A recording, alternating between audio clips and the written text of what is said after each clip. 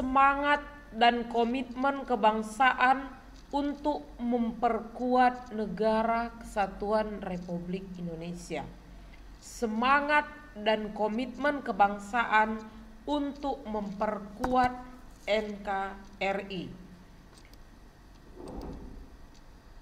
Pada kali ini kita akan belajar tentang simbol-simbol negara Indonesia menurut Undang-Undang Nomor 24 Tahun 2009, di mana menurut undang-undang ini yang menjadi simbol-simbol negara Indonesia adalah satu, bendera, kemudian bahasa, kemudian lambang negara yaitu Pancasila, dan lagu kebangsaan Indonesia Raya.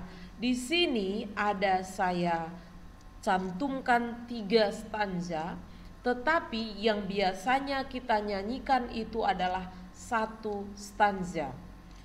Itu adalah lambang-lambang negara Republik Indonesia menurut Undang-Undang tahun 2009. Kita akan bahas satu persatu. Yang pertama adalah bendera merah putih. Bendera merah putih berbentuk 4 persegi, di mana ukuran lebar di sini panjangnya 2/3 dan kedua sisi ukurannya sama. Pengibaran atau pemasangan dilakukan pada waktu antara matahari terbit hingga matahari terbenam.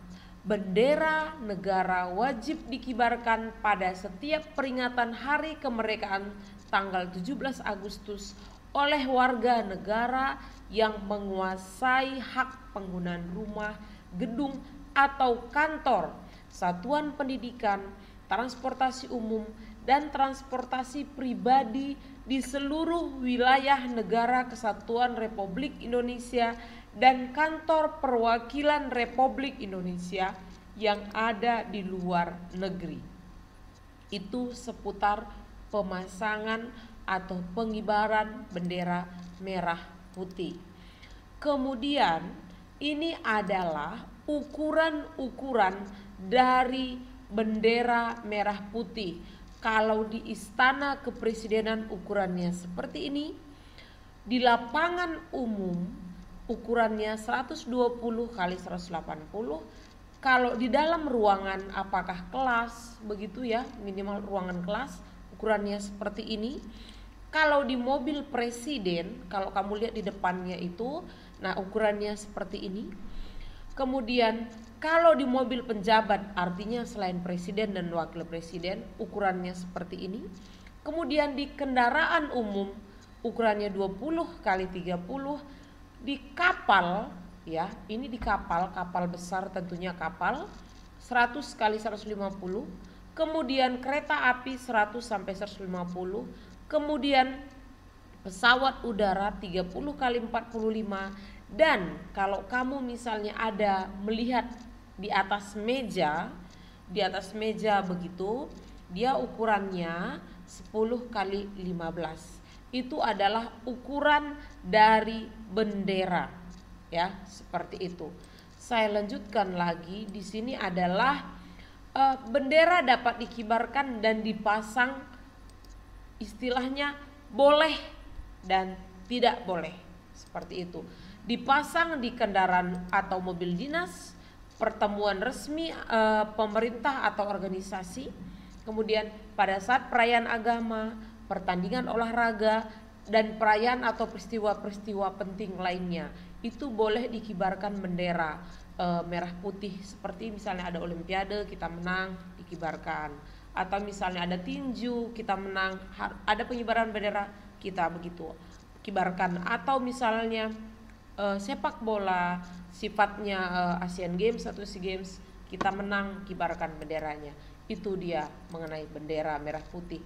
Tetapi yang tidak boleh dari merah putih ini adalah, di sini ada, tidak boleh merusak, menyobek, tidak boleh menggunakan untuk reklame atau iklan, tidak boleh dicetak, menulis huruf angka, gambar atau tanda lain, dan memasang lencana atau benda apapun di bendera itu sendiri. Itu nggak boleh, jadi dia polos begitu.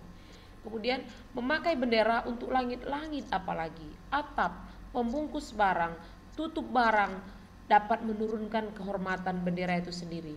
Tetapi dia bisa menjadi selubung. Kalau misalnya ada yang meninggal penjabat kayak pahlawan begitu, yang paling umum kita sering lihat adalah kalau ada tentara atau polisi yang meninggal, biasanya di atas petinya itu diselubungkan bendera, tetapi bukan nanti sama benderanya ikut dikubur, itu tidak. Jadi ketika nanti petinya diturunkan, benderanya diambil seperti itu. Tetapi ketika dia diarak, biasanya diselubungkan bendera merah putih karena dia dihitung pahlawan pengabdiannya, seperti itu ya. Ataupun mantan presiden atau mantan wakil presiden itu suka begitu. Nah, ada selubungnya tadi seperti itu. Nah, saya berharap di sini kamu sudah mulai mengerti anak ya.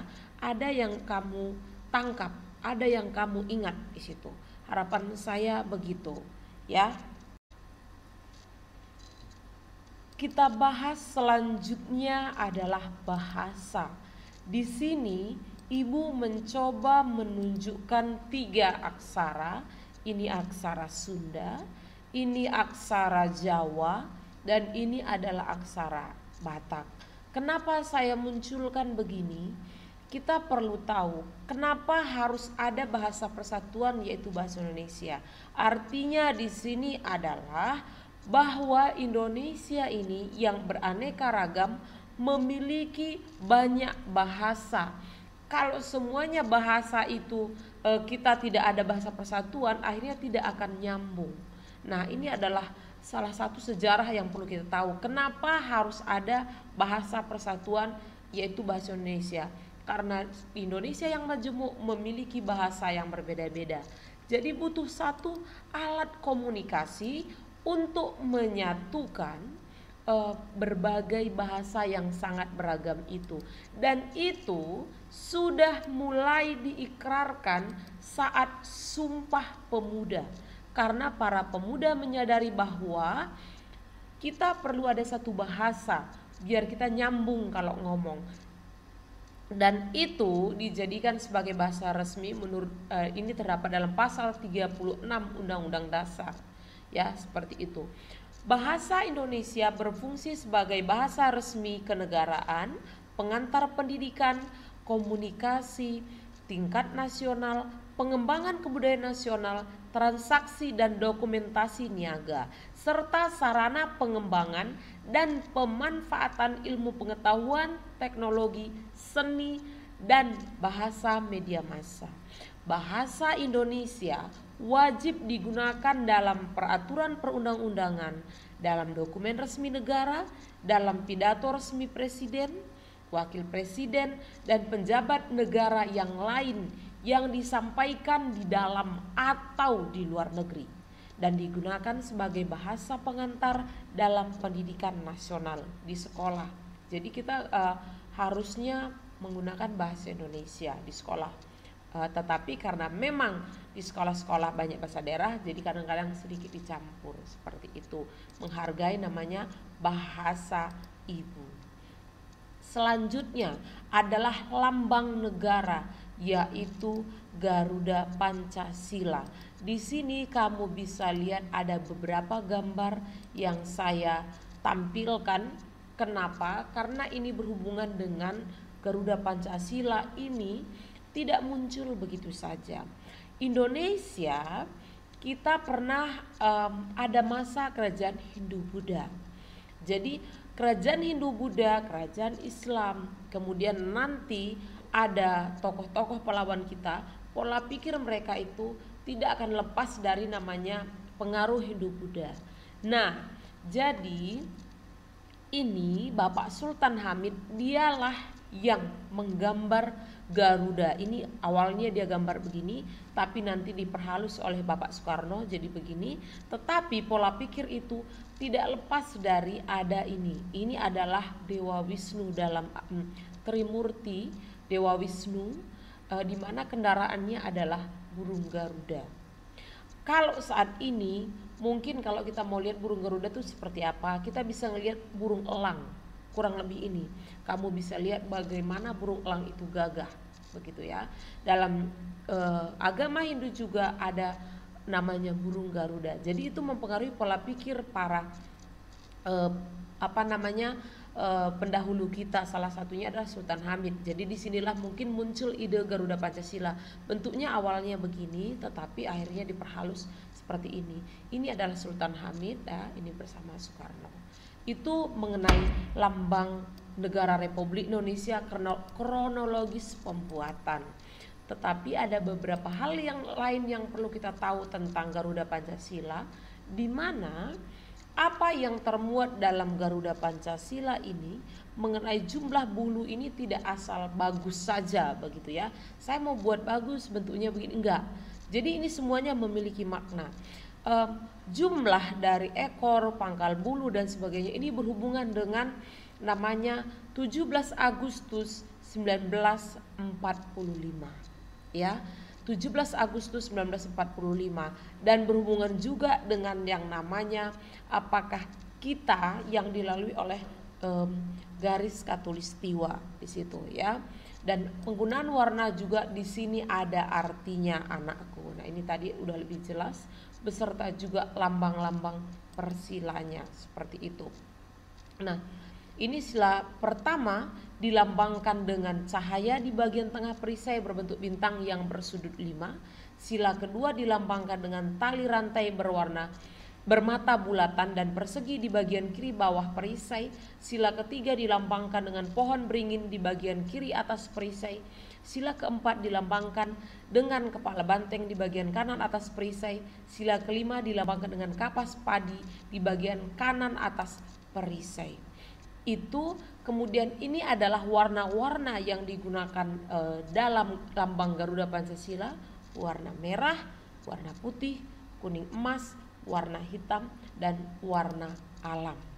Itu adalah warna-warna yang digunakan dalam lambang negara.